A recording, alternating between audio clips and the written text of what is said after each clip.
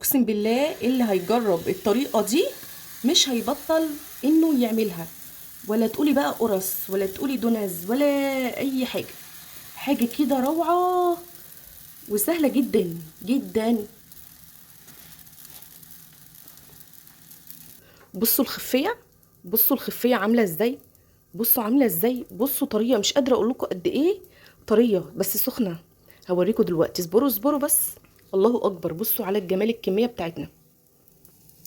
في بصوا الفيديو انا ده بقى بعمل ايه. هتلاقي طريقتين، والطريقتين بنفس العجينة، بس دي سهلة ودي سهلة، اللي تعجبك بقى اعمليها. دي طريقة ودي طريقة بنفس العجينة هتعمليها.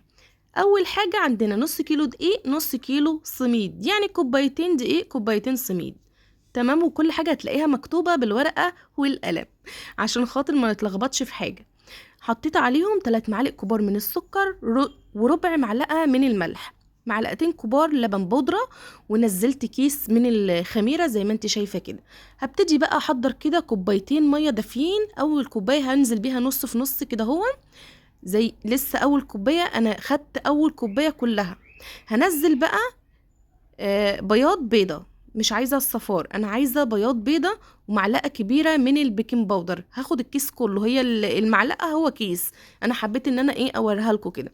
ضربناها كويس قوي، بقت عاملة فوم كده زي ما انت شايفة. خدت شوية مية برضو في الكوباية عشان انزل كل حاجة في الكوباية. خدت كده دلوقتي كوباية ونص من المية، ونزلت البياض بتاع البيض مع البيكنج باودر، وهبتدي اضرب فيها كده بايدي كويس، اني انا ادخل فيها الهواء كويس قوي. وهسيبها ترتاح بتاع نص ساعة او ساعة لحد ما تخمر.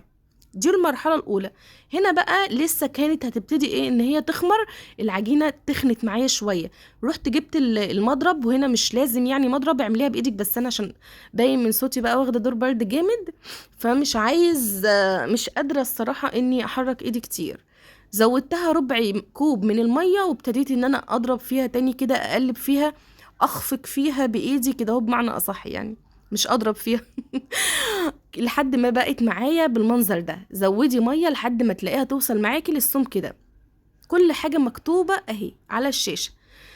هنبتدي بقى اني انا اقلب فيها تاني كويس. انا كده سبتها تخمر 3 مرات، دي تالت مره تخمر. اطلعها، افرغ الهواء اللي فيها، واقوم مدخلاها تاني ان هي تخمر. دي بقى كانت رابع مرة. هي بتحتاج كل ما بتسيبيها تخمر كتير بتديكي كده قوام حلو قوي زي ما انت شايفة كده، عرق كده، وبتمط معاكي. عندي هنا بقى الطاسة الأولى فيها شوية زيت، كام معلقة كده من الزيت، وتقومي منزلة فيها زي ما انت شايفة. تنزلي بالمغرفة بتاعتك كده من غير بقى بهدلة ولا أي حاجة.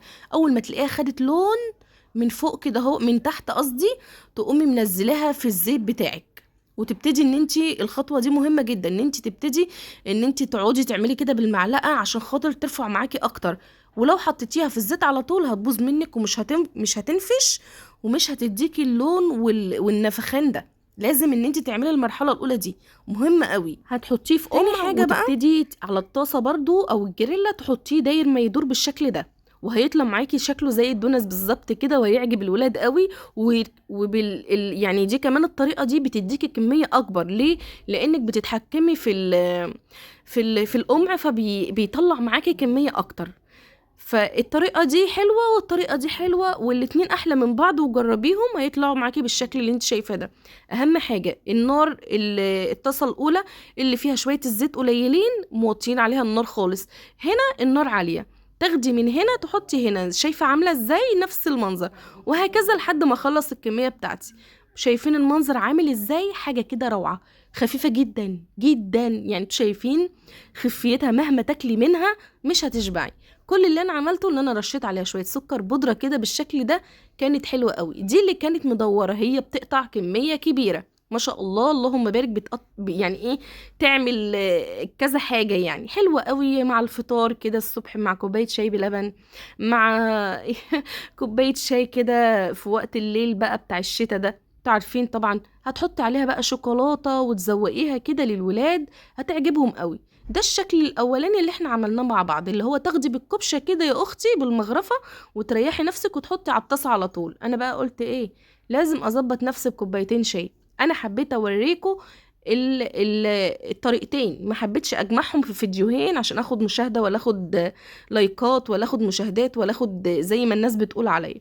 لا، انا حطيت لكم الطريقتين اسهل من بعض، واللي حابب يجرب دي ويعمل دي براحتكم. عايزه تعمليها على هيئه دونز اعمليها، عايزه تعمليها على هيئه قرص كده بالكبشه بتاعتك تاخدي على طول في الطاسه براحتك.